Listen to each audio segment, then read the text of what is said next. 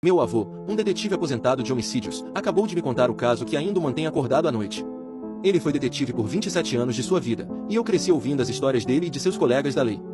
Quando criança, ele obviamente alterava as histórias bastante para torná-las apropriadas para minha idade.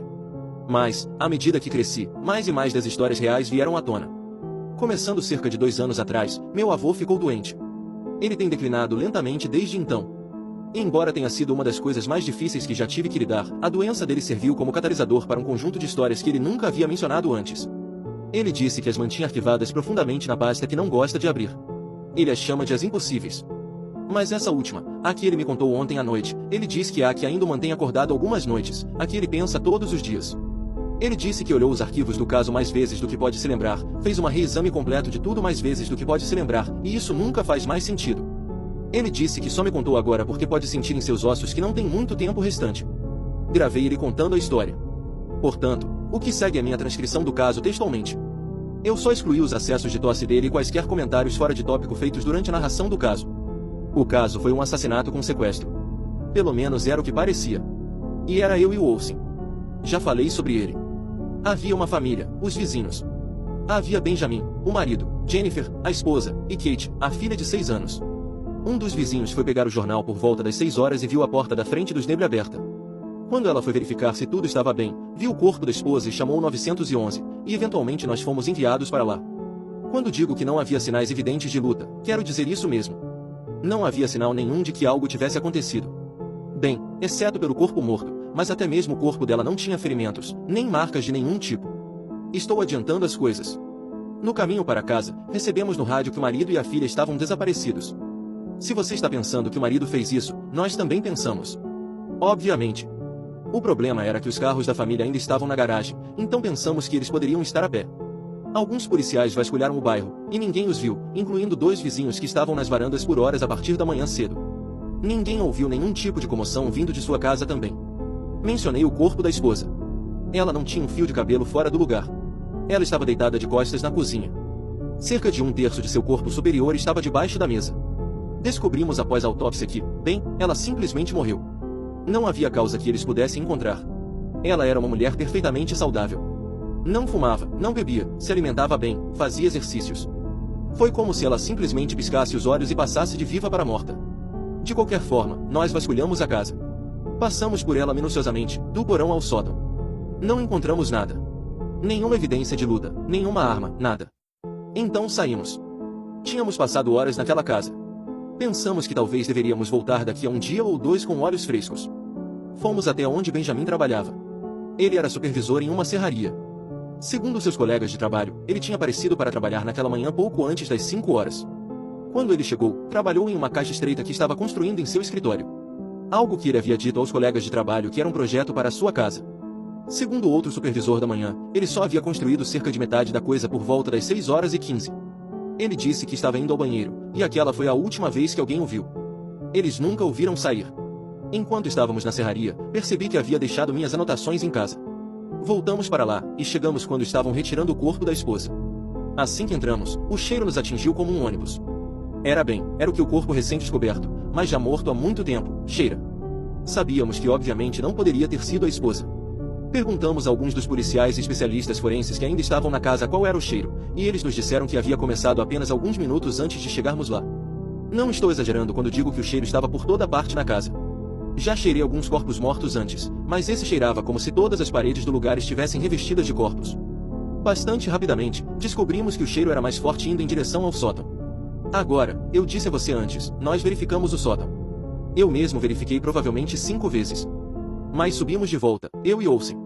Eu subi pela pequena escada de abrir. Quando coloquei a cabeça para cima, vi algo. Vi um pedaço de madeira, como uma caixa. Você sabe, uma caixa. Ela tinha o formato de um estojo de rifle. Talvez com 90 centímetros de altura, 60 de largura, talvez 6 centímetros de profundidade, retangular. Estava em pé, e havia escorrendo dela. Chamamos os fotógrafos e todas as pessoas lá, eles fizeram o que tinham que fazer, e finalmente os pregos e abriram a caixa, e de lá caiu o marido. Pense nisso. Esse cara tinha talvez 1,77 metros, uns 64 quilos.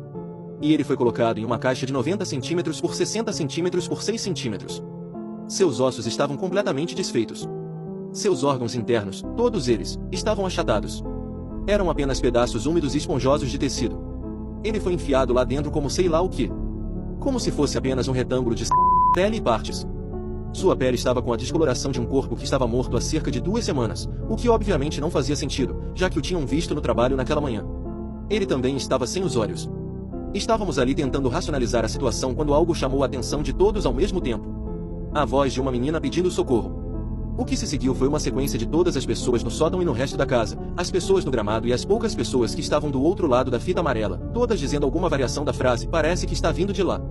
O problema era que cada pessoa jurava que ouvia vindo de uma direção diferente. Eu ouvi vindo de bem acima de mim. Sem brincadeira. Da primeira vez que ouvi aquela vozinha dizendo "me ajuda", olhei direto para cima, para as vigas. Claro, ela não estava lá.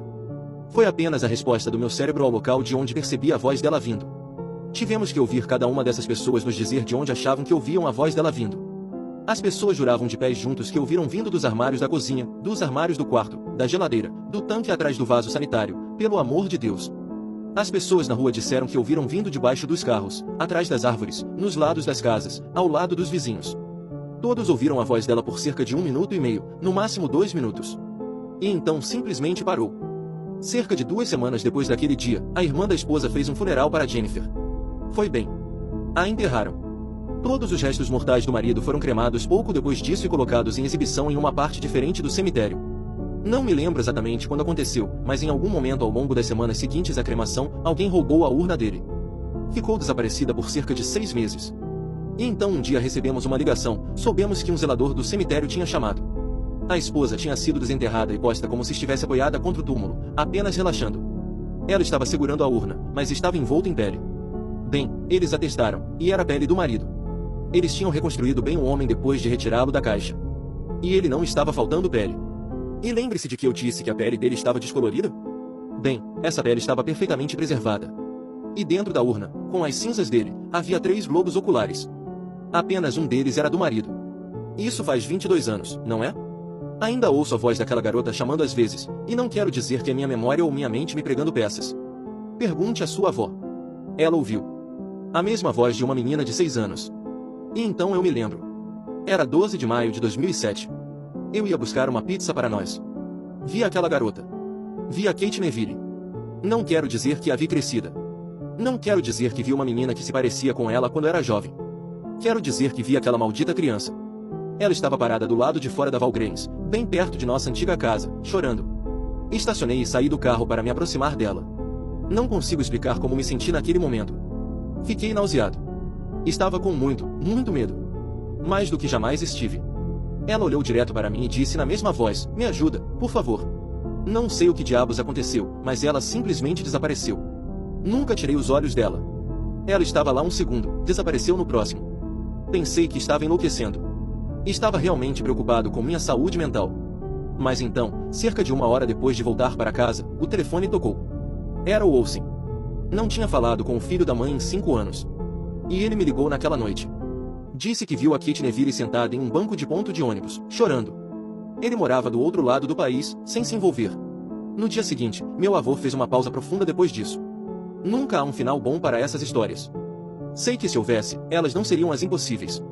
Eu teria descoberto de uma maneira ou de outra. E sei que já te contei algumas outras, mas a voz daquela garota ainda me acorda no meio da noite.